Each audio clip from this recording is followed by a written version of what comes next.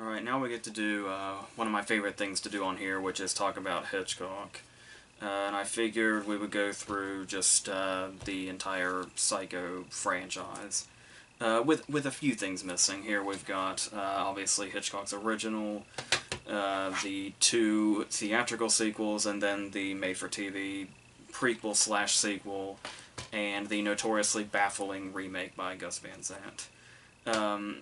I guess notable exclusions here would be that TV movie Bates Motel with Jason Bateman, which I never saw, but I heard more or less terrible things about. And the other inclusion being Bates Motel, the TV series, obviously, with Freddie Highmore and Vera Farmiga, which I did see the first season of, and I actually really liked it. I just never got around to season 2, thus none of the rest of it either. I heard it did go a little bit downhill, but was still worth checking out anyway, so I probably will eventually get to that. But yeah, and there was nothing that took me away from it either. It was really intriguing. I just kind of got away from it. So these are the 5 that we're going to talk about. So of course we're going to start with Hitchcock's original from 1960. Which I have in this bizarre DVD that I found probably online, where it appears to be in Chinese, despite the fact that it is like the audio is in English, and it's like any other copy of the movie you'd find. It just happens to have this cover that is so crudely made that Anthony Perkins' name is misspelled on it. For some reason, there's a D where the O should be, but nevertheless. This is how we're gonna. I had the Blu-ray Steelbook in my hands a while back, and for a reason that I don't remember, I think I got something else instead. And I have deeply regretted that ever since, but hopefully I will come across it again. But in the meantime, let's talk about the movie itself. So, obviously it begins with us knowing that it's going to be, because the thing about it is this opening seems like in any other case, because obviously the movie's whole reputation is making you think the movie's going to be one thing, then it ends up being a totally different one. So when it begins, it almost looks like this sort of romance movie, I guess you would say. I mean, there's obviously like a bit of a sleazy undertone because they're in some hotel somewhere.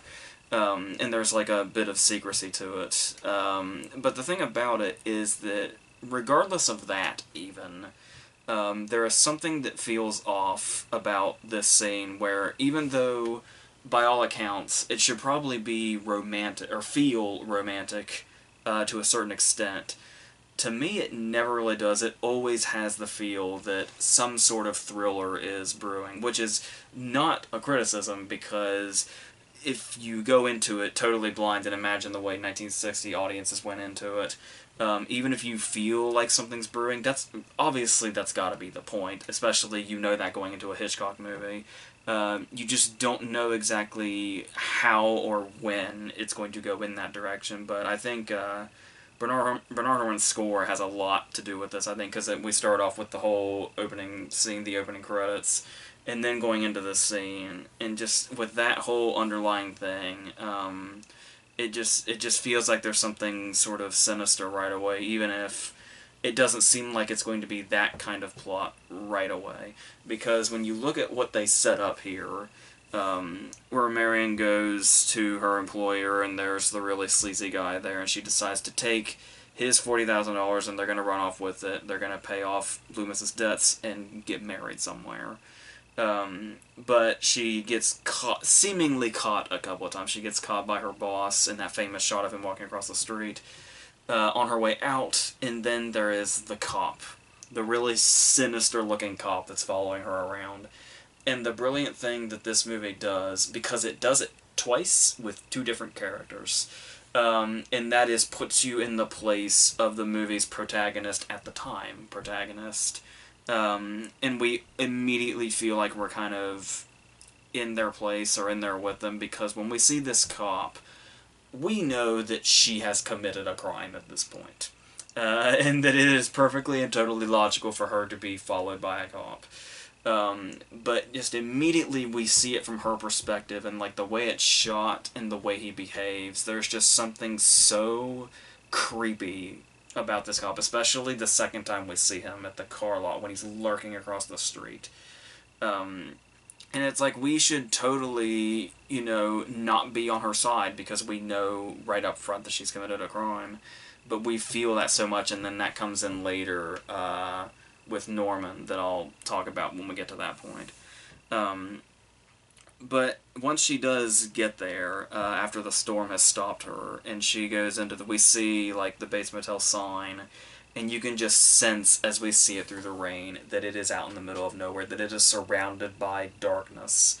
But, despite the fact that we know the kind of sinister place that Bates Motel is, as soon as she meets Norman, you almost get a sense that this wouldn't be, I mean, I guess you could say, you know, we've already seen in the opening credits that Anthony Perkins has the first credit, so he might be more important than he seems, but the thing is we'd already had stuff like, you know, Friendly Persuasion by this point, so he could have just been, you know, a big actor in a small role that gets the top billing, with Janet Leigh getting the "and" credit, which I'm wondering how people felt about that, if they felt like there was something in the back of their minds based on the credit order alone that made them wonder what exactly the structure of this movie was. I'm going to assume probably not. I'm going to assume that wasn't something people noticed back then as much as they probably would now. But still, that's the kind of stuff we can look at now where we can see the clues beforehand. But once Norman appears, the brilliance of Anthony Perkins pretty much takes over here. And the starting point of that, the reason I bring that up now, is the fact that even if you've seen this movie over and over and over again, the brilliance of Perkins' performance, at least for me, is that he sucks you in so much with the innocence that we feel from Norman to begin with when he first shows up, is somehow always there, even though we know everything about him after we've seen it many times. But he always manages to pull me, like, right back into, oh, here's just, you know, a dude that has an overbearing mother that's really trying his best to run this place and be a decent person and all that. Help Marion out as much as he can, make sandwiches and shit, take her into the parlor and all that. To the point that he even offers to take her up to the house. And there's just nothing that feels particularly evil about this. There's nothing that makes you want to scream, whatever you do, don't go in the house. Because Norman's personality is so inviting at first, and he plays him so, like, believably innocent and sympathetic to that point. Like I said, you almost can kind of feel that every time around, and you kind of get to... Because you have those movies, especially like this, where a big portion of what made them shocking to audiences was the different turns. And it's like, so sometimes you go back and you're like, oh, I wish, you know, I could see that for the first time again, so it would have that impact. But the brilliance of this movie is it sort of kind of... Whenever I watch it anyway, I never really think about the fact that I know exactly where everything's going, because it just sets everything up so well that I almost, to an extent, feel like I'm seeing it for the first time almost every time, despite the fact of the 50-so times I've watched it up to this point. And the great thing about that is being able to watch what Perkins does here. When we see him talking in the parlor, it's particularly about Mother, and the way he kind of starts to sway in and out of his two personalities. Because... You're obviously the psychiatrist in all of that, tells us at the end, as hated as that scene is, tells us at the end about, well, actually, that's like one of the first few lines the psychiatrist says at the end are actually pretty good, and probably where it should have stopped, when he talks about the fact that there were basically two facets to Norman's personality, and then one of them eventually basically took over the other, probably forever, prior to the sequels, obviously.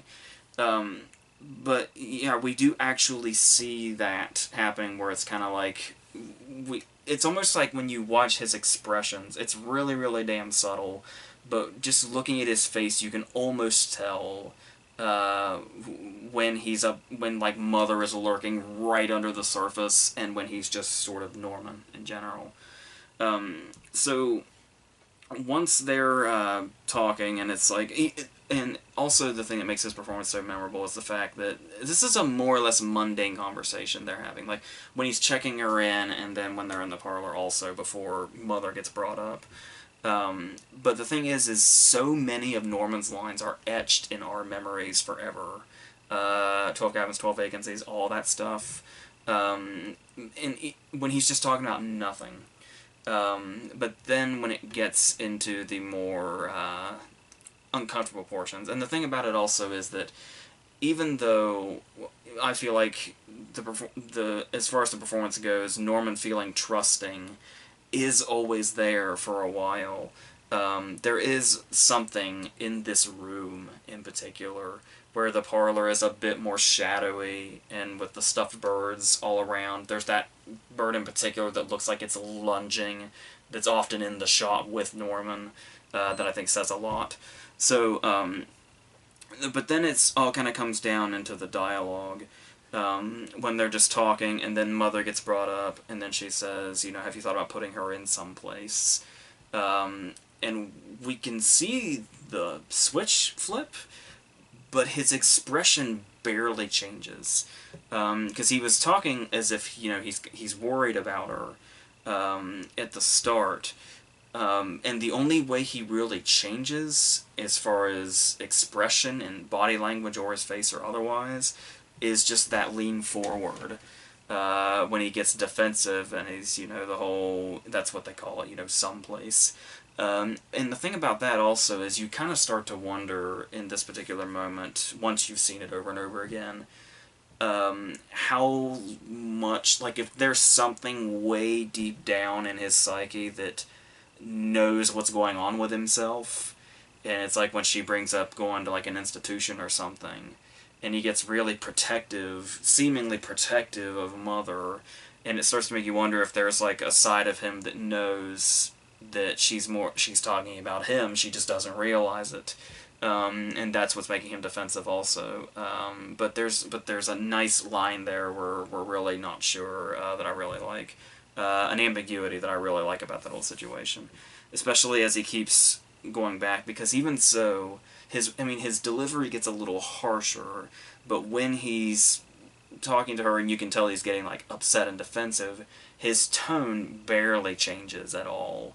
And that's kind of what's creepy about it too, where we can kind of sense, okay, maybe this dude's a little off, but he kind of keeps winning us over, because it looks like he just snaps for a second, but then he'll just come right back. Like when after he's kind of snapped that first time, he goes back into, you know, Mother's harmless, you know, as harmless as these stuffed birds, and when he looks up, we can kind of see, like, he almost, like, does some sort of gasp of sorts, like we can almost see the personalities coming in and out of him as he kind of calms back down again.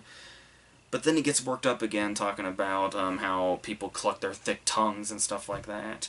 And then once again he gets harsher, but then once again he just comes right back, and it's like, you know, I've suggested it myself. And we just kind of keep seeing that back and forth overall.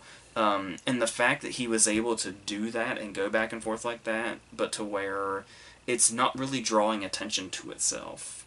Like, there is something, even though we can notice it now, there is still something incredibly subtle about those little changes he's making, as his deliveries get harsher and then back to calm again, even though, like I said, the calmness is more or less there the whole time.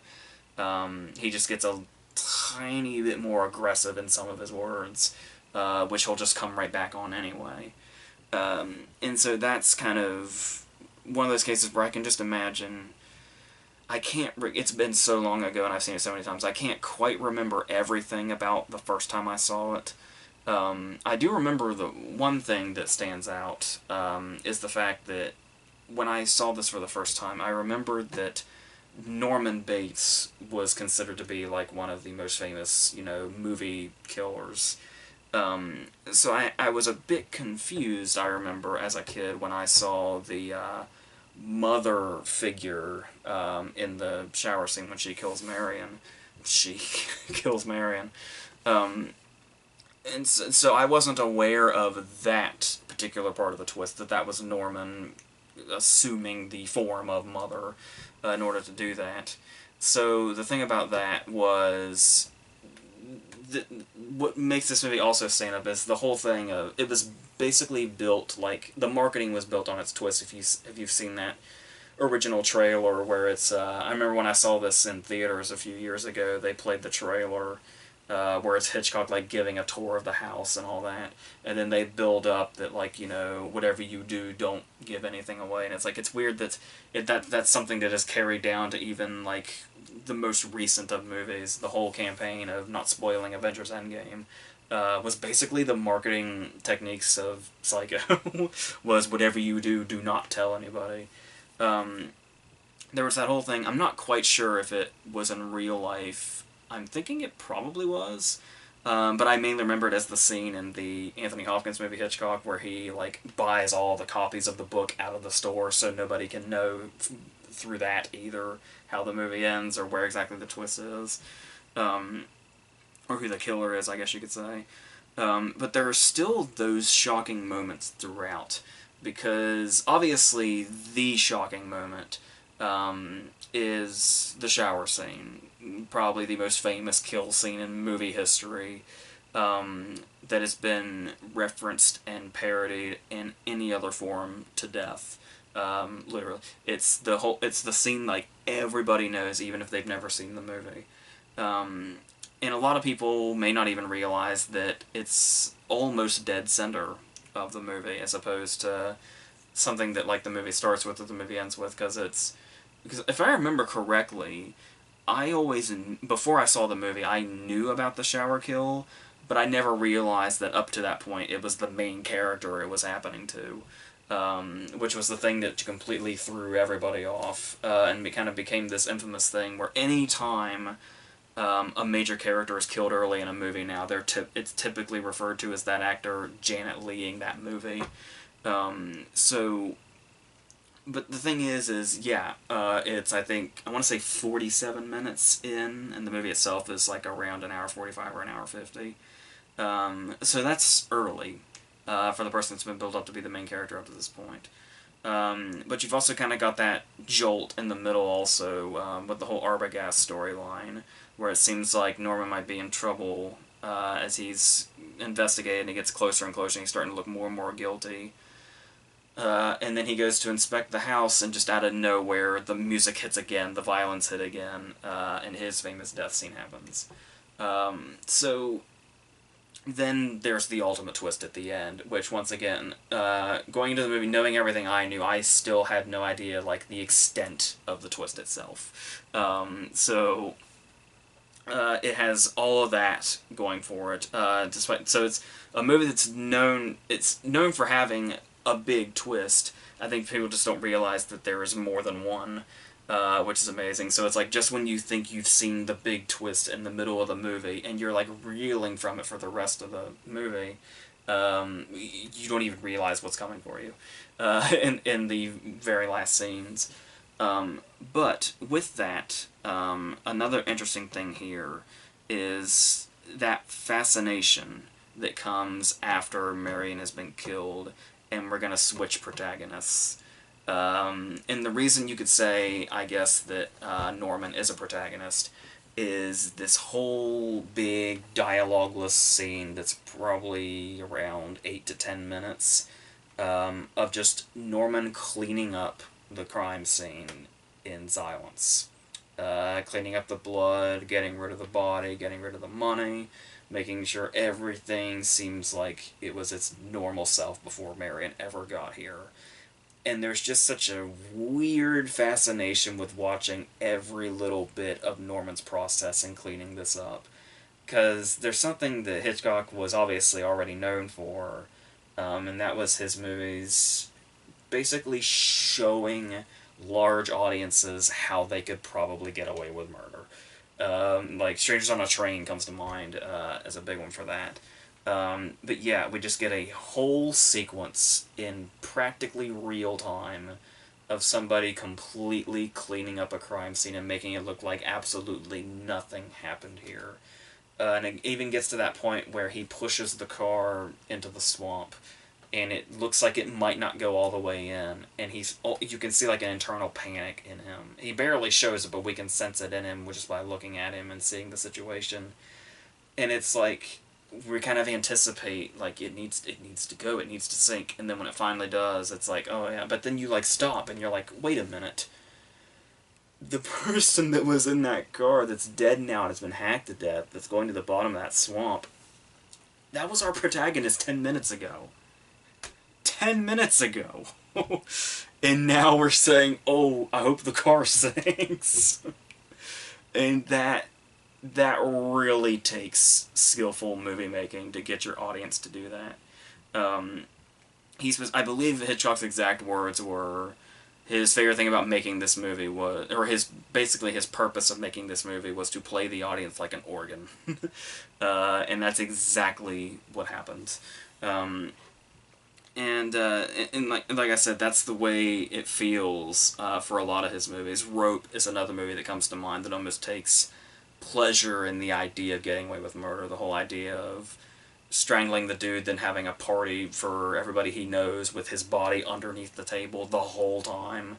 And it's like the way he's able to bring out those like sick areas in our mind that we take this weird pleasure in was what was so amazing about what Hitchcock would do. And this movie really kind of takes that to another level by switching protagonists on us right in the middle of it. It's insane. In every sense of the word. So then that's where a lot of the suspense comes in, is it's not necessarily, I mean, despite how we like freeze with him when the car doesn't sink, I don't know that we're necessarily like rooting for Norman to not get caught, because we do start to get this sense where we start to see him crack under pressure when Arbogast comes into it. And like for the most part, like we said, he's obviously a great, well, I want to say liar, but then again, in his mind, he probably never thinks he's lying with the things that he says, which is what makes him so convincing. But then once he's obviously totally aware that he's covering up a murder, and Arbogast is here, this private investigator, we start to see how his lying gets worse. Like, he gets worse at lying as this interview of sorts goes on.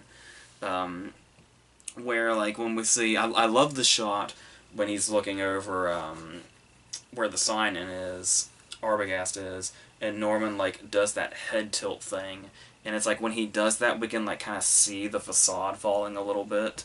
And he's like, I almost feel like that's when he came to the conclusion, oh, I've got to kill this guy now. Like, there's no other way around this. Like, there's no other way this will end. I've got to hurry up and get my ass up to the house before he gives up there. While he's in the phone booth, I guess. But this, of course, is mother's thinking, I suppose. So, the thing here is that, what was I saying now? Yes, the bad lying. When he's kind of talking to him about the picture, and he says, like, you know, have you seen her? Here's the picture, and he just kind of looks at it. No, he doesn't look at it, and he just says, nobody's been here. And then when he says, do you mind looking at the picture again? He looks at it for, like, a fraction of a second. He's like, oh, yeah, of course, she was here. That's not a good picture. And it's like, the first time he didn't even look at it. The second time he looked at it, barely at all. He, like, glanced at it. And it's like he's really starting to kind of slip through the cracks now. And then the interesting thing, though, to me, is the scene where he's trying to explain to Arbogast who is in the window. And he says, oh, that's my mother, but, you know, she's an invalid. It's like nobody being there. But when he says invalid, he kind of stutters. And in the moment, we're like, you know, oh, that's his lying's getting worse, and he's showing how nervous he is now. But at the same time, that basically matches at the beginning when he's talking to Marion about how birds, you know, not eating much is a falsity, and he, like, stutters on falsity, like he's not quite sure what the word is. And that's basically the same way he stutters on invalid, but in one moment it's like he just doesn't know what the word is, and another moment it's like, oh, he's cracking. So I like that you can sort of see that in both cases and how different it feels in those different scenarios. So that's just more of the brilliance it has going on. And the thing about it is the fact that this movie has that many layers to it and all those different things you can look into and analyze. It's interesting to read up on it and see that, to my understanding, Hitchcock basically just wanted to make a B movie. How it was under $1 million. He used his TV crew instead of his usual movie crew, and it was basically just to. I mean, it's hard to say a slasher movie because the slasher movie was more or less, you know, birthed into popularization in this era, with this and Peeping Tom being the same year of 1960. But yeah, that's basically what it was, and despite the fact that horror around this time, particularly in like the 50s and stuff, was mostly like monster movies. So to just have a human being stabbing people was like this kind of really out there thing in comparison to the other movies that have been associated with the genre up to that point. But yeah, it was basically, I guess, just meant to be this really sort of cheap thriller slash horror of sorts. And then it became this, and you can sort of see that when you look at it, not just because it kind of feels low budget and has the black and white to it and all that. Now, apparently the black and white was to sort of keep 1960 audiences from freaking out over the blood, especially since, even though it didn't exist in 1960, if you look at most copies of it now, it's got an R rating attached to it, I guess because of the blood. That's the only reason it could be. Because the shower scene doesn't really show anything in particular. There's no particular nudity, there's no contact with the knife to skin or anything like that. But just the way he shoots it is so, like, visceral in itself, is, I guess, earned that all by itself. And as far as it feeling like, just a run-of-the-mill horror movie, it is, like, when Marion's sister, in particular, goes up to the house, it does start to feel like, almost like a haunted house movie, in a sense. It's got just those little moments where, like, she startles herself in the mirror, or that eerie thing about her seeing the dip in the bed where Mother has been laying. She doesn't know that, but we only know that later. But even just seeing it for the first time, it's like really, there's just like this whole haunted house feel to it that I really love. That the black and white really brings out also. I didn't mention, this movie did, interestingly enough, despite the fact that critics didn't, completely fawn all over it at the start, and it was basically seen as this B movie that was made to shock audiences, it still scored 4 Oscar nominations, with Hitchcock scoring a director nomination, Janet Leigh in supporting actress, cinematography, and production design. And the cinematography and production design noms really come through anytime we're in the house.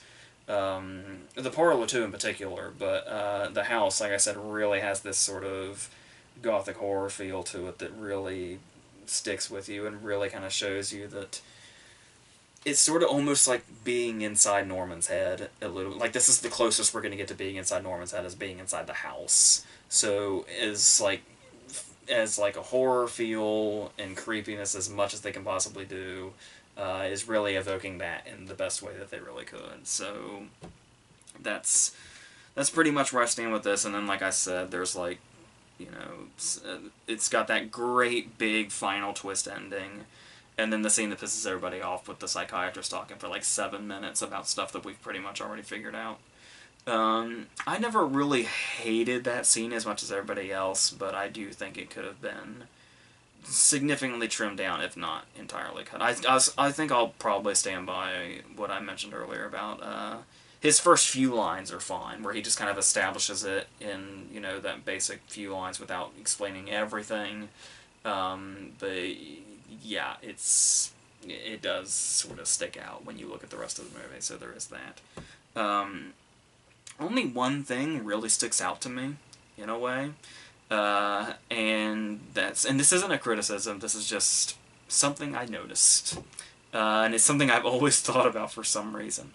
Does anybody else really weirded out by the fact that the opening of this movie, we see the date and the time and the location and all that, When it says the date, it's December 11th. Does nobody find it really eerie that this movie is set on December 11th and roughly a few days after, and this movie has no mention of Christmas whatsoever? Like, no visual sign of it, nobody ever mentions it or says it whatsoever. It's almost like this movie is so eerie, it's set in a world without Christmas, and that is fucking terrifying.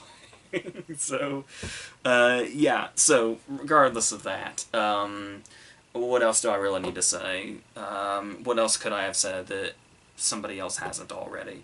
Obviously, one of the greatest thrillers of all time, if not one of the greatest movies of all time. Like the basis for how to make movies like this is just an absolute hour and 45 to 50 minute film school in itself, especially if you want to, go towards that genre, if you want to create yourself, whether you want to be a director or a writer or whatever. This is just everything. This is like the go-to guide of this is how you make this genre. Whether you want to call it horror, thriller, or whatever, it's all in there. All the techniques are in there. All the techniques have been used over and over and over again by all the directors. Some that are extremely talented in their own right, that couldn't have made their stuff without this. Like De Palma obviously comes to mind, has used Hitchcock countless times. So, yeah, what else can I say? But it's pretty much perfection. Alright, let's go on to the sequels, which I probably won't talk about for near as long, but we can touch on some of the good and the bad that they were able to find. So obviously, this is a really big shadow to be in, to the point that you wonder, even before, the movie, it's like, is it even worth trying to recapture something like that? So you go into it, and you want to give it the benefit of the doubt, Psycho 2, so you're thinking, like, oh, well, maybe they'll, find their own way, and they'll kind of try to make a name for themselves, right? And then it begins, and the logo is in black and white, and they replay the shower scene. But then again, this is just sort of to establish what Norman has done, because we're going to jump ahead 23 years later, and he is being released from custody. So we've had this whole and they go into some interesting ideas here. Where we have this failed petition that Lyle, Mary Grant's sister, who is still played by Vera Miles, impressively enough, who has tried really hard with this to keep him locked up, but fails, of course. And the fact that because of, they call it like the state's, budgetary cutbacks or something, there's not like halfway houses or anything like that. So Norman's just gonna go home. And live by himself, and we're going to hope for the best, and hope this doesn't go horribly, terribly wrong. It seems like kind of a strong setup into a significantly more lazy setup to get to some of the portions we need, but the movie surprisingly has a lot of stuff that it wants to do. And it's got some good ideas, but it's also got some not-so-great ideas.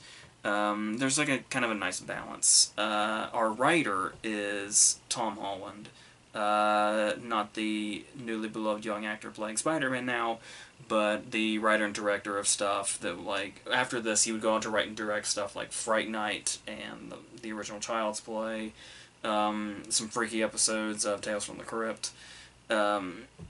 A really good director in this genre, promising also, but just wrote it in this sense. The director is the guy that did Road Games, the Stacy Keach, Jamie Lee Curtis movie. It was kind of off the radar, but I still kind of highly recommend, especially if you like stuff like in that dual joyride sort of territory. And the score is Jerry Goldsmith, who is just was this invaluable composer in all different facets, and he could really do a nice thriller score just about as well as anybody ever. So there's a lot of stuff coming together here, and of course, most importantly, we have Anthony Perkins continuing to play Norman Bates, who obviously still comes back all these years later, and you can still feel like he's really lived in the role at this point. It's still very much in him. So there's a lot of there's not that many falsities here in regards to that particular part of the setup, and we do have a lot of places it wants to go. And starting with the way it sort of toys with your head a little bit, with Norman's as well as ours as an audience. Starting with one of these shots when he first gets to the house, and we see like a flash that there might be somebody in the window, that it shows very quickly, so quickly, that he's not sure if he actually saw anything, and I think we as an audience aren't really positively sure either. Unless you have it on DVD and you can pause it. At the time, though, you almost kind of wonder if there even was something there or not, if it was like just a trick of the light or something. So then it goes on, and he's of course still haunted by Mother, complete with these notes that she seems to be writing to him. And we start to wonder what exactly all this is. Is it him being haunted by his memories? Is it something that's potentially supernatural that's messing with him? Or is it just his own mind that's his enemy at this point? And we get the room, to the movie's credit, we get a lot of room to ask these questions without it throwing answers at us immediately. Only with a big turn in kind of the middle do we get that. Before we get to that, obviously we need to establish this Meg Tilly character, Mary Samuels, as she's called, which is dangerously close to Marie Samuels, the fake name that Marion used, which does make a lot more sense when some stuff is revealed in the middle. And this Meg Tilly character is very much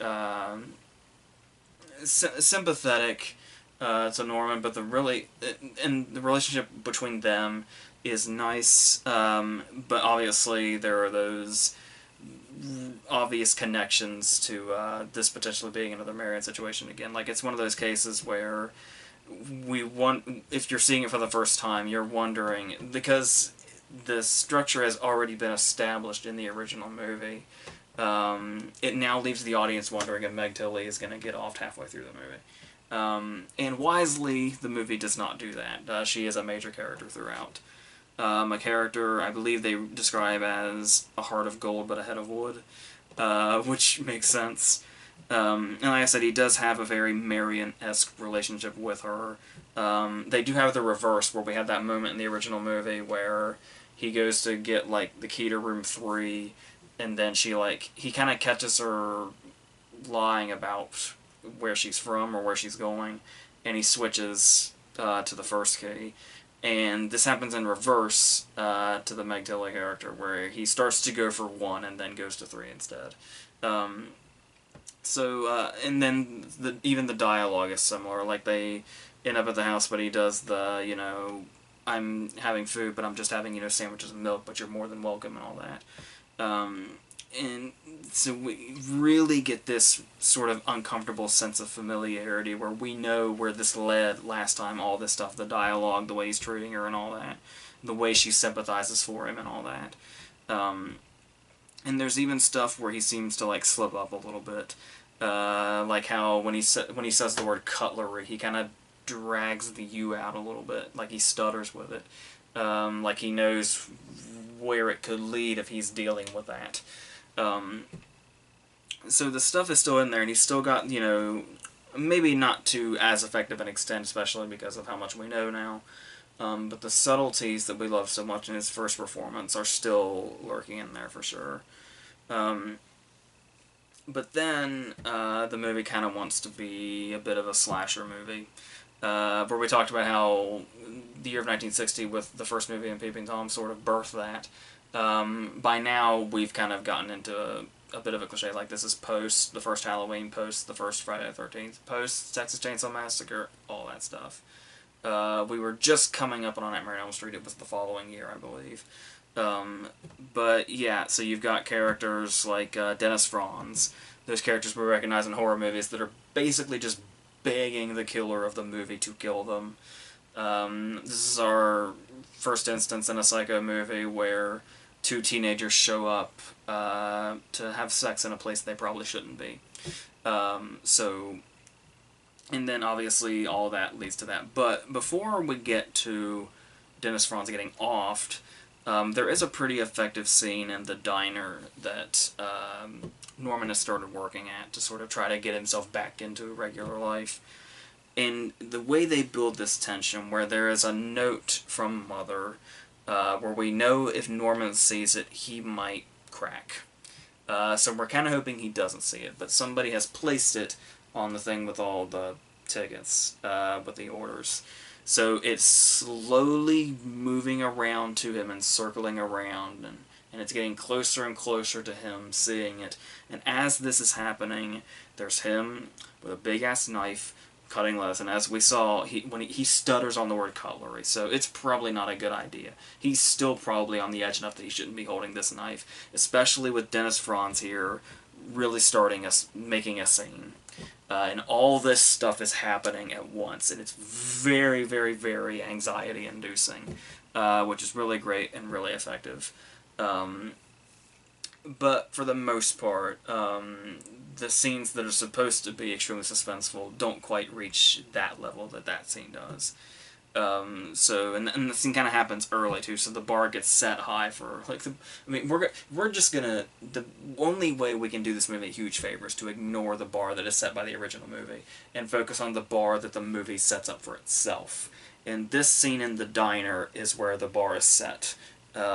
And that's where it can't quite reach. We're not even going to think about it trying to reach the other movie. So, then as that goes on, obviously, one of our big twists is revealed. The fact that Meg Tilly is actually the daughter of Lila, and this is basically her way to get Norman locked back up there, setting all this stuff up to gaslight him, to make him think he's going insane again, and to more or less, I guess, make him crack again. Little do they realize, though, maybe there actually is somebody else lurking around killing people. So, conveniently enough, when they're trying to gaslight him, actual murders are taking place. How convenient for them. So, that's interesting enough, though. That whole thing about her trying to go through this elaborate setup, using her daughter to get Norman locked up again. But the trouble here is that, like I said, once it keeps going, because this movie feels, it's a little less than 2 hours, it feels really long. The pacing is way off, and there's a lot that it wants to do, so that kind of, in a sense, you want to commend that, but in another sense also, it makes it really slow and sometimes tedious. And then it kind of almost gets bored with its own tediousness to the point that it starts making the deaths, like, super duper graphic. Yeah, it is kind of a bit of a shock, when not only is Vera Miles killed, but so graphically. But then by the time Robert Loggia gets killed, where he gets stabbed, and then he falls, and he lands on the knife, then it's like there, it's, because we talked about in the, I know I said not to compare it to the original movie because that would be doing it no favors, but I mean, the whole thing was built on the fact that, like I was talking about, it was visceral enough without showing anything that people thought it was super, super graphic, despite the fact that they weren't even really showing anything except it going down the drain. So it almost seems like it's intentionally going away from the magic. I mean, yeah, in a sense you could say maybe it's trying to find itself, but I mean, there are some things that are really not that necessary of direction to go in. So, like, what does... Like I said, it is kind of a jolt with Lila, but that's because we've known her as a character for so long, and we know her significance. But as it goes on, and they just kind of wallow in the graphicness of it, it just feels, like, unearned and pointless, I guess. And, like, what is it even adding? Not really anything. And then once all of that has been dealt with, and the kind of second shock, the fate of Meg Tilly's character, of being mistaken for the killer through a whole series of events that just makes her look guilty as hell right as the cops bust in with their guns and blow her away. So, all that luck about, hey, there's an actual killer, their luck ran out really damn fast, as much as they had at the time. And then it's like, okay, that's a pretty effective ending. But there's one more ending that is dumb as hell, if you don't mind me saying, where Emma Spool, the old woman that worked at the diner, is supposedly Norman's real mother. Or it's vague. Either she thinks she's Norman's real mother, or she is his real mother. I don't think the movie itself even knows for sure. They just wanted one more twist. We see that in the third movie too. They get obsessed with their little twist. They always want to have just that one last scene when the movie has a good enough ending. They really took that psychiatrist ending to heart. They're like, hey, they thought the original movie fucked up its ending. We should try to fuck up all our endings too, just to go online. It's part of the whole lore of Psycho, is to fuck up your ending. So yeah, let's do this. And the thing about that though is that they dig up Norma Bates' body to show Norma, hey, she's dead. She's not calling you. You're fine. But then the idea in the long run is he's got to subvert back to taking Mother's orders and doing what she says and doing what he was doing before he got locked up. But I mean, if this has to be your ending, that he reverts back, why try the extra twist thing? Would it not have been effective enough to just have him go dig her body back up himself and just take it home? The whole Emma Spool thing just seems really pointless to me. And like it's trying to add more twists that just don't really work and don't have the effect at all.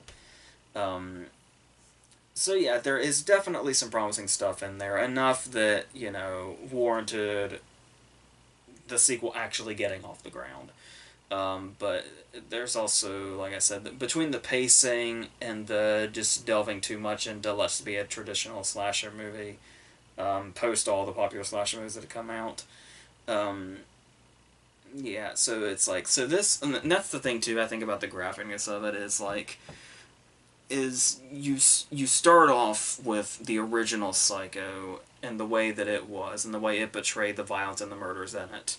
And then you have these movies come out like Halloween and Friday the 13th and all that, where we see that. And it's like, even though, like, Carpenter's Halloween is a masterpiece, even so, it's almost like instead of succumbing to what horror has become in the 80s, or in the late 70s, the point of this sequel it wouldn't have helped to say, like, yeah, that's what they're doing, but we're going to bring this back and show you what we were doing in the 60s and how it is still very much effective now.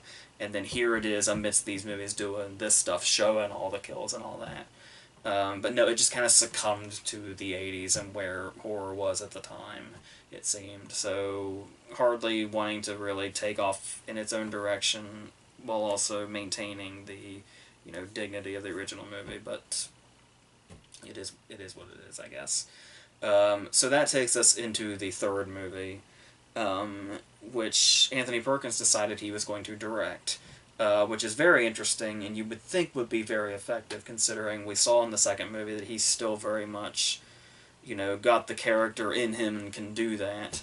But now to actually see it through the whole movie through his vision, it's like, okay, this should be really interesting. Regardless of being the third movie in the franchise, which is, in horror, is usually when we start, when we're getting too many and running out of ideas. But he clearly had some ideas here that are very interesting on paper. For starters, I heard that he wanted to do it in black and white, to call back to the original and have the same feel. And it was the studio that said, nah, just keep it in color. And the fact that this was 1986, and 2 years prior to this, the Coen brothers had made their debut with Blood Simple. And apparently Perkins had seen and loved Blood Simple enough that he wanted to take the tone of Blood Simple to make this movie. That is really interesting. I don't know how much it comes through, unfortunately. And it was one of those cases where he actually had, like, the cast and crew watch Blood Simple before they made it, or as they were making it, or whatever. And that is such an interesting idea and such an interesting direction to take this. And I totally see a universe where that just works wonders. But I just really am not sure how much it comes through. I can kind of see it in there, but it doesn't quite get there. But to his credit, there was, like, really late in his life, there was an interview he had done where he basically mentioned that he probably wasn't ready to direct a movie when he made this, and how he felt like he was probably in over his head, and like the technical aspects were something he was a little too inexperienced in. And when you hear him say that, you can also kind of get that too. Not that it's like a poorly made movie or anything, and you can tell he had some great ideas going into it, and some really good vision going into it. But I just don't know how much it paid off in the long run. It's got some fans, this movie does, the third movie, but I don't know. Well, because we start off, and the interesting thing is you talk about the inspirations that Perkins was taking. How he wanted to kind of capture the original movie, but he also kind of wanted to go in the blood symbol direction. But then when we start off with nuns. One nun in particular screaming, "There is no God," is the opening of the movie. Which, needless to say, is gripping, even if we're not sure exactly how it's going to tie into Norman Bates. But even so, it begins, we're in a bell tower in a church, there is a distraught nun, and a blonde girl, a short-haired blonde girl at the top. And during this scene, somebody accidentally falls to their death. So the Hitchcock that we're trying to emulate here, obviously, is Psycho, right? So please tell me why I feel like I just described Vertigo. There's a little bit of confusion here. I could sort of see maybe if he also wanted to, like, maybe almost explore a bit of Black Narcissus somewhere in there also. The other really famous distraught nun movie. But the thing here is that after this, she leaves, and then it sort of, once again, just turns into kind of a generic horror movie, despite the really okay start. Where, like, in a way, it's like, oh, well, this is a pretty gripping start, but at the same time, you're like, okay, he's kind of trying to throw Vertigo into it also. That's okay. So the Hitchcock feel should be here, because we're trying to capture the feel of two of his movies now, apparently, and it just kind of feels like it's not here. He's barely hanging on to the debut Coen brothers, let alone what Hitchcock had done with something like Psycho or Vertigo. So she's running away, and she gets picked up by Jeff Fahey, and we're still not quite at the Bates Motel yet, so they're going to start off with this thing, kind of emulating the original movie, where it feels like we have a start here that could be its own movie before we get to the motel.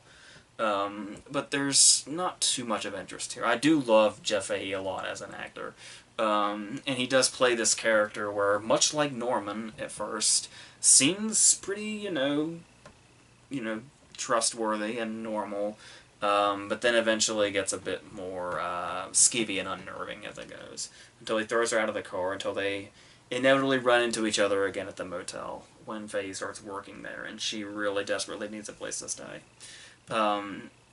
Which, of course, is when Norman gets involved in all this.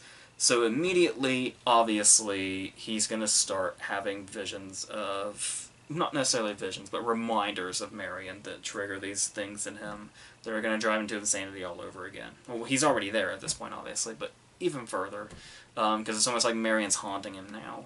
Because she walks in, she's got the short blonde hair, her initials on her suitcase are MC, so she's Maureen, which is still pretty close. And this could be interesting, except I feel like we already kind of explored this territory in the second one, where, like I said, his interactions with Meg Tilly were very similar to those with Marion's. Now it's just a girl that looks like her and has her initials. But then we get into this whole ridiculous side story, where we bring the whole religious aspect into it, because she's a nun, obviously. And she's tried to kill herself in the bathtub, and when Mother appears to kill her, she mistakes this as a vision, like this religious intervention of sorts. And then that's where her character goes the rest of the way. And her character is almost discarded from the movie after that. We just occasionally cut back to her, and she's talking about this religious revelation she had as she was almost dying. Which we know she was just seeing Norman with a knife in his hand. But, okay, and the movie really goes on that for a while whenever we come back to that character. But there's a lot of other stuff going on here. We've got, this is the one with the reporter, isn't it? I'm trying to I'm trying to differentiate the movies here now. I'm pretty sure this is the one with the reporter, and there's the whole Jeff Fahey thing going on, and there's also a bunch of people coming in town for a high school reunion that are going to be staying at the motel and causing a whole lot of ruckus. Just, once again, begging to die. So, that's, once again, basically the kind of movie that we're going to get. And so, we do get, you know, we get to see Norman a bit more on edge, the more Mother is egging him on in his head. And we do have those moments that they're kind of trying to throw those in, but it's still, because we get the moment, like, when they go to the ice machine, and she can't get it open, and so Norman does it for her, and she calls him Mama's little helper when he does that. And it's like, you would think that'd be something that would really, I mean, if the phrase Mama's little helper is gonna tip anybody off, it would probably be Norman Bates, and he barely reacts. He, like, looks at her once. And it's like there's just no suspense in this scene whatsoever, and to the point that I can't even tell if they're supposed to be. And that's the way kind of a lot of the movie is. And I think another reason I think that is because when the movie is trying to be scary or suspenseful or whatever, there's not much subtlety in it. The most subtleties you'll get in this are from Perkins' performance itself, and that's if you, like, really look at his face. Where it's like he's able to go big without going big noticeably. So he's still got that in him, which works, and he puts in this performance. But I mean, everything around it is just generic slasher movie at this point. Pretty much what you would expect as them trying to make a franchise out of Psycho and where that would end up. Regardless of, like I said, we do have the novelty of still having Anthony Perkins in this role, but not only that, but also directing the thing. And regardless of his, you know, technical inexperience or whatever, there's still just something about that. Like, there's just an inherent magic to that we feel like there should be something coming through here. But I just don't get a lot out of this movie at all, really. And there's, like, even moments that are, like, there's quite a few unfortunate, laughable moments in this movie, too. Like, when, I think it's after the whole ice machine thing, where she, like, invites him, but he says, no thanks, and as she's walking away, she says, see you around. And after, like, a really long pause, he's like, maybe. And it gets very cheesy horror movie very quickly. So we've got all the cliches here now. We've got the teenagers who are here that are just set up to die. We've got the gratuitous nudity. Like, we got, you know, gratuitous sex scenes on top of the scene where we got the topless girl who puts her shirt on, and then she goes outside to a phone booth, realizes the shirt's on inside out, has a whole new nude scene to change it back, right before being killed, of course. And every now and then there's, like, a jump reveal. Like, all the slasher cliches are coming into play by the end of this. And it just kind of gets more and more obvious as it goes. And then after a while, and, like I said, obvious victims, like, you know, Jeff Fahey's character, or the people, like I said, who may not necessarily be, you know, ill-fated, or at least for a long time, like the reporter, for instance, is one of those characters where there's not much to that character when you're watching her outside of, oh, she's just asking to be stabbed by Norman Bates. But even so, we've got stuff like one scene that just still baffles me every time is the toilet girl, where she goes in there, she's in the bathroom by herself, and she's going, and obviously Norman, as Mother, is in there waiting to slice her throat. But in this bathroom, in the middle of going, she just happens to look up and see Norman there, and her response is, whoa, you scared the piss out of me. You know, 'cause she was... And then it's like, oh, well, do you mind?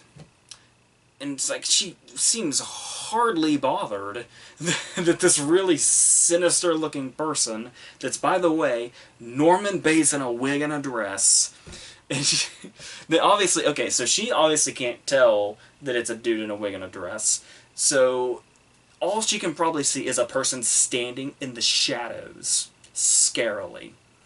And her response is, hey, I'm going here, do you mind?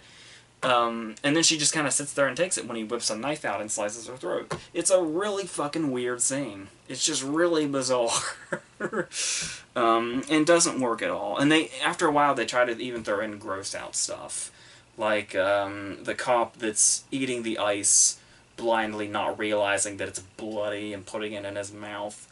There's the confrontation with Jeff A. where he discovers the whole mother thing. He finds her sewed up, stuffed body, and he's got it basically hostage.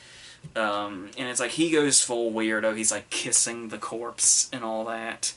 We get that ridiculous moment where the body like shifts, and just as Faye's about to attack him from behind, Mother's decomposing corpse is like pointing to warn him. It's fucking stupid. It is stupid as fuck. And I don't know how the ending got to this point. But it's there. And that's basically what it is. It comes to your normal conclusion, and then it's the whole, we gotta tack on one final ending thing where Norman's being taken away, and he's like, it's okay. I destroyed Mother's body. I'm free now. But then they're, like, driving away, and he's got, like, the severed hand, and he's looking all, like, Mother's taking over again. And apparently that wasn't the ending. Apparently the ending was him saying, I'm free, and going to be locked away again, but at least Mother's out of his head. But they called Perkins back and said, no, we want one more scene. So we got that bullshit. So yeah, it's like they actively tried to fuck it up when it was already going in kind of a downhill direction. So that's really unfortunate.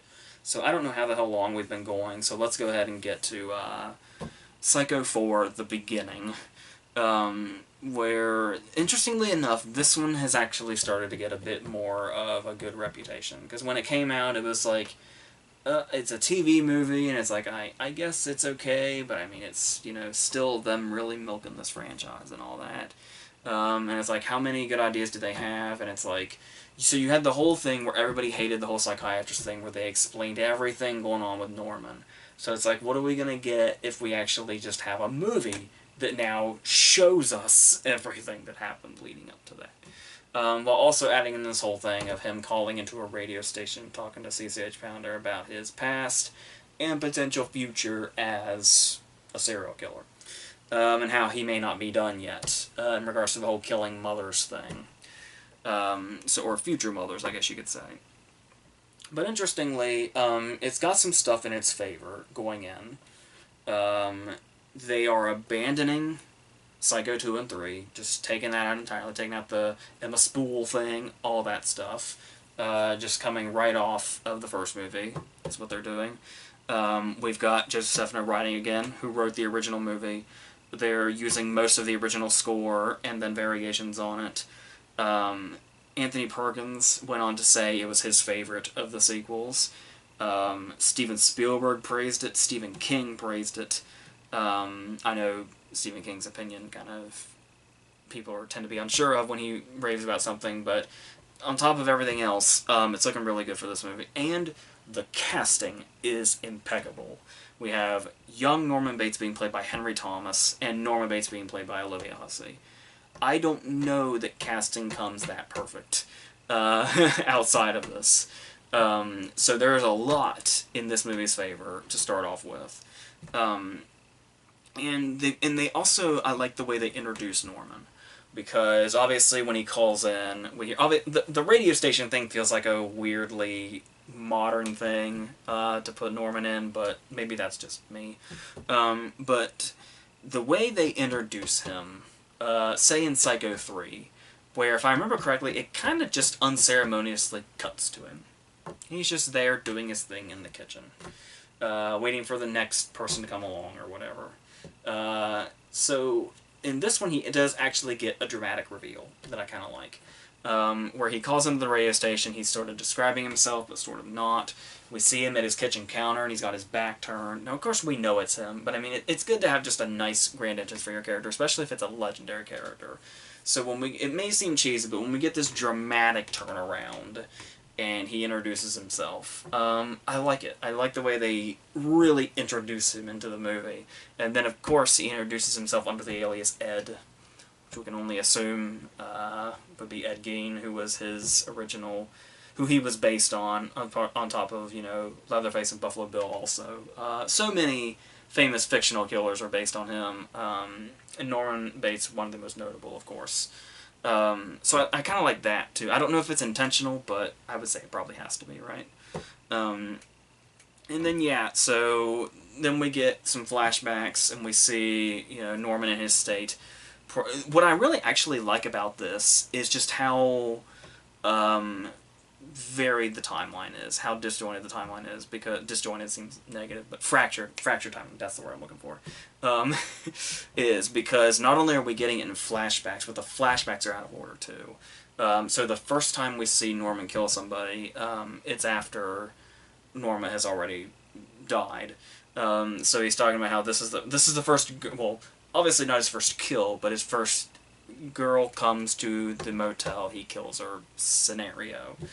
And as we see these flashbacks of these girls that he's killed, it is weird that, like, Norman is the way that he is, and we can see Henry Thomas is so damn good here, especially emulating the young Norman in the way that Bates did, you know, back in '60, but we can tell it was kind of, this Norman eventually became that Norman because they're pretty much the same character, the way Thomas plays him. But the fact that there's, like, this sort of, women seem to have this supernatural urge to, like, throw themselves at Norman, which is not really explained very much. So, starting with this girl that he lures into the house, and she lures him to the house, tries to seduce him, and then she meets Mother by chance and gets herself killed. And there is something really atmospheric here in a lot of these things. Something you wouldn't expect you would not expect the TV sequel to be significantly more atmospheric and, in a way, artful than the other two sequels that actually got theatrical releases. But here we are. And yeah, they do throw out some of the some of the same dialogue. Also finds its way back. But in different variations. Like when he's talking about Mother at the very start, and he says she hasn't been herself lately, which is clearly very close to she isn't quite herself today, which is what he eventually tells Marion in the original movie. And then when he, you know, kills her, he does the mother blood thing that he did. And this feels like, not only does it just feel like a nice callback to either use the lines or do a variation on them. It might seem lazy, but I mean, when you see the other dialogue that's in it, you kind of see why they would stick to the dialogue that already existed. Like I mean, maybe in a way it's intentional, but I wouldn't know why. So he meets Chet, Norma's ill-fated boyfriend that brings on the whole situation that we're gonna know. And he's wearing Norma's father's robe, and he's like, "Hey, that's my father's robe, get out of it." And the guy says, "Sorry, I'm not wearing anything underneath." And then he, like, gets real close to him, and he's like, "You know, the only time you should really be naked is in front of a woman, when you're having sex with her." And it's like, what the fuck kind of dialogue is this? The whole Chet character is so weirdly written. Even when Norman's having visions of him at the end, it's just like, what the fuck is this guy? No wonder Norman went fucking insane when his mom got with this guy. But anyway, yeah, like I was talking about with the original movie, how the house is pretty much the whole setting and shows us basically inside Norman's mind with its eeriness. And the way it's shot here also, like, when I talk about, like, the shadows like we see in the parlor, we see shadows a lot in the house here. Particularly when he, like, opens the wardrobe or a closet or something, and when she, like, locks him in the closet. It says her weird dialogue, too. But when we see a shadow in the house, it doesn't just look like a corner or, you know, inside a wardrobe or anything like that. When we see a shadow in the house in this movie, it looks like that shadow is infinite darkness to, like, a whole other world of whatever. Darkness, shit, whatever. And that, so I thought that was really well done also. And also, in regards to the way it's shot, when we're dealing with Norman's memories, particularly of his mother. Because, of course, you know, he's got that connection with her. So when we see the flashbacks to her and Norman's memories of her, like, we're seeing her through his memories, like, through his eyes, and the way he views his mind. And it's like she comes off as, like, this sort of dreamlike perfection, just the whole thing about her. He says that nice line of how her hair looked hundreds of light years long and stuff like that. Very poetic, I think, they end up telling him. And so the stuff like that really resonates with just how her and Norman were, particularly when he was a child, and how he, you know, grew so attached to her as much as he did before the sexual stuff comes into play later. But then there's also a certain creepiness factor also. Like when they're at his father's funeral and they talk about how he was so messed up in his face that they had to put a cloth over it. And it's like, why they would do that instead of just closing the casket. But it's like, in a movie like this and with this atmosphere they set up, it's like, you don't even really think about that. You just appreciate the creepy image in itself and imagine this image engraved in Norman's head of seeing his father in the casket, but you can't see his face because it's covered up, but it's left to your imagination how bad it looks, given what happened to him. So, the stuff like that I do think really works. The trouble, once again, though, is that it only holds up for so long, and then it kind of starts to become, because obviously we know the direction that it's going, because we've been told this by a psychiatrist that told us way too much to begin with, which is the whole movie's basis. And it's, yeah, it sort of kind of loses its way in regards to how it feels, too, where it kind of captures that, especially when it's in the present day scenes with Norman, where we're doing this whole plot where his wife is pregnant and he wants to kill her before his gene pool can expand. So he's doing it for the greater good, but I don't know, then that just becomes the whole obvious climax. And once again, gives us pretty much the best ending we could have for this particular story as they've set it up. Where it has closure, and Norman is free from this after all. He finally gets the moment he had in 3 that they took away from him when they added another scene. When he says the line again, "I'm free now." Because not only is mother gone, not only is the body gone, but the house is gone too. And it's just everything gone in this inferno. Mind you, of course, we have to have mother's voice at the very last second. Still in the cellar, but fuck ever. just let Norman be, for God's sake. Oh my God. So that's what the TV movie was. So yeah, it was, for a TV movie, it's totally fine. Like I said, a lot better looking and better handled than you would probably expect.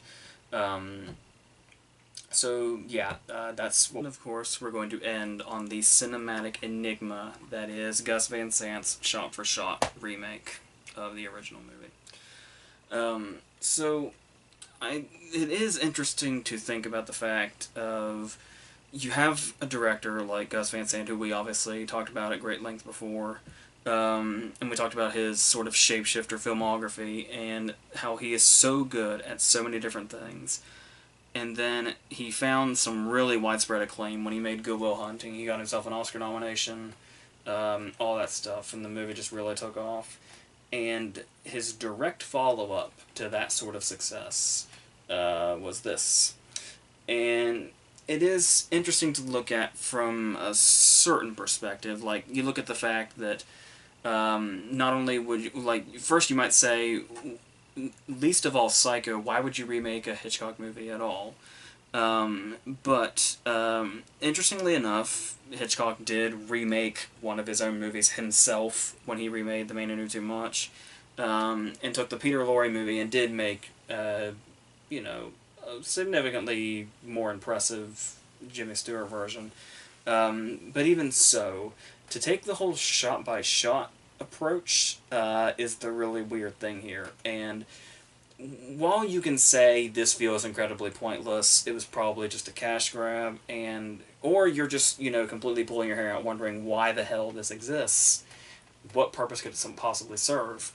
But I think it takes somebody as interesting and experimental as Gus Van Sant to do something like this. It's just that it didn't end up paying off, is the only problem. But it can be a big problem when you try to really observe it. There are some people, I think Tarantino notably, has said that he actually prefers this to the original.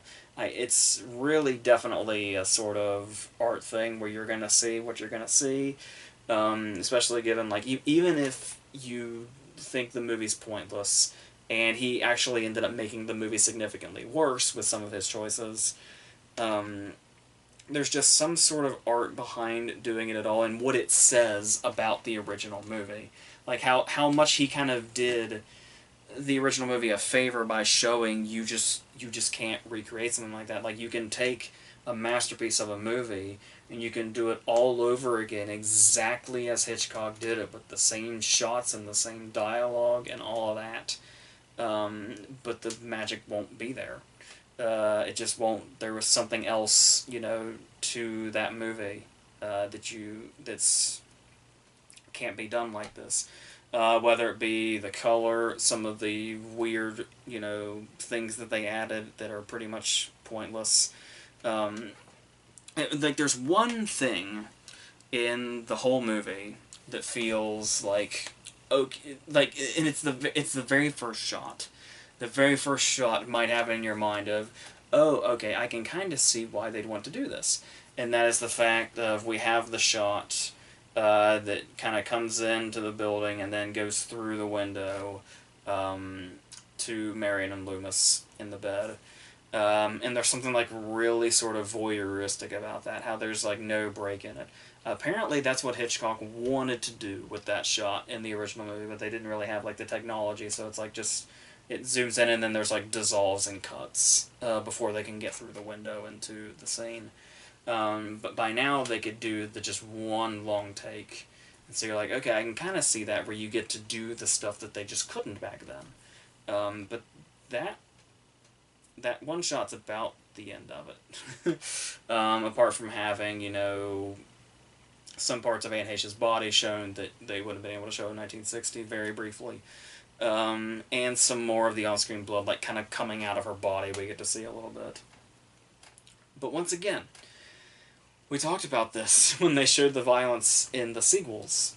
You get a sense right away, even though there was some quality to the sequels in some instances, in some of the ways they went, that was not one of them. That was one of the things we really didn't need to add to it, because one of the whole points of the original movie is what it could accomplish by not showing. So this movie is like, well, no, we're in that age now.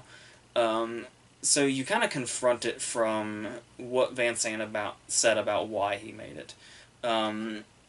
He's got a feature-length commentary on this DVD, but I haven't listened to it because I just kind of like the analysis process of it too much. So but he was quoted saying that he made this movie so no one else would have to. So I don't know if that's in reference to, say, because a couple years prior to this, Scream had just exploded, which really brought the slasher movie back to the front, and also made reference to all the original classics, up to and including Norman Bates's "We All Go a Little Mad Sometimes" line. Which is a line that I think a lot of people people hear Skeet Ulrich saying it and kind of hear it in that creepy tone, and some people kind of have it in their heads now that's the way Norman said it, but Norman said it, like, so naturally and calmly, just, like, in the conversation, where it was kind of one of those moments where it seemed like he was on the fence, is he totally insane or is he normal or not? And so we had all that going on, and then in this same year we had, like, Halloween H2O was coming out this year, Bride of Chucky was, So all these sort of, like, reboots of sorts, or delayed sequels, whatever you want to call them. So it's almost like, and then the following year in '99, we see the remake of House on Haunted Hill. So it's like maybe Van Sant trying to jump ahead and say, well, if you absolutely must bring Psycho back, don't change anything. So it's like maybe he made it as a positive to say, you just can't do that. You just cannot recreate that. And maybe he knew that going in, because we know how damn talented he is. So it's like a part of me wants to believe he wanted this to fail to prove a point about the perfection of the first movie, and that's why he made this. Because Universal was really into the whole, horror thing at that point. So it's like, if they have it and they're gonna do it, then I'm just gonna do it and not change a damn thing and prove the point. Once again, I am not totally sure, but that's what I want to believe. So you've got these additions right away where they're really taking advantage of the color here, with the first image being Brian Grazer's company, Imagine, where it's the drop of water that comes down, and then, but now it's blood, because of course it is. And that's the thing, though, is that you wonder if, because there was something so atmospheric about the way the original movie looked, especially with the shadows and, like, the parlor and the house, and it's like, this, I just feel like that kind of thing is not going to come through in color. So not only did they make this in color, but this movie is absurdly bright, just in general, like, all the time, which is really weird, and there might be something interesting there in that idea, to contrast the darkness of the movie itself that's, like, lurking in it. To have it physically be the opposite of that. But once again, it just really shows off how much the black and white just went so well with that. Because you get, like, the same, like, transitions, like, the dissolves and all that. And while they looked very, cinematic and, really added to the atmosphere of the original movie, the dissolves in this make it look like a TV movie or something. And one not as effective as the fourth movie. So that's working against it. And then you've got the whole thing where they added stuff like Rob Zombie's Living Dead Girl, which once again, Universal would use again in Bride of Chucky the same year, as its opening song. But here it's playing in the background in the scene in the car lot. And I don't know, I mean, it's foreshadowing because she's gonna die soon, but it's weird, especially because it combines itself with the score. And it's like, what, it just has such a weird tone to it in general. And we're already trying to set up the cop thing, but, like, everything feels so calculated, that it's like there's just something off about it. And that's even, like, going into using the same dialogue. And it's like nothing these people say comes out fluidly, because you can tell the actors are very much aware they're saying the exact words the other actors said in the other movie, and you can sense, like, a discomfort in it. Like, you can tell the actors sort of feel awkward about just repeating it. Like, when you, like, a child watching the same movie over and over again, and the child will start to say the words from the movie, like, after the actors do. That's probably what the actors in this feel like they're doing. And you've got, on top of Vince Vaughn, you've got, Julianne Moore, you've got William H. Macy, you've got Viggo Mortensen, all these people that really know what they're doing in front of a camera. And just saying this dialogue that they know is word for word. They know they're just repeating something. Especially to the point that apparently Van Sant had the original movie on the set, and they would watch it to make sure everything was exactly the same. And it's just, yeah, and it comes off weird. Like I said, that stuff we talked about where we can maybe get an idea of why he would make this, but still, it's such an awkward product more than anything else. And then you add in Norman Bates being played by Vince Vaughn, I guess, which is odd, I suppose. He's played sinister characters before, and well enough, but here he seems like such a weird and random choice. And there were a lot of people that were up for it. I think Christian Bale was considered. The direction they probably should have gone, I heard early on they wanted to just continue on from the fourth movie and have Henry Thomas do it again, which I think would have worked really well. But Vince Vaughn is he does have some decent moments. Like the scene when he's talking about taxidermy, I think rings true for the most part. But when he's doing the back and forth thing, the thing about Vaughn is between the scene in the parlor and the scene with Arbogast, he like always looks guilty.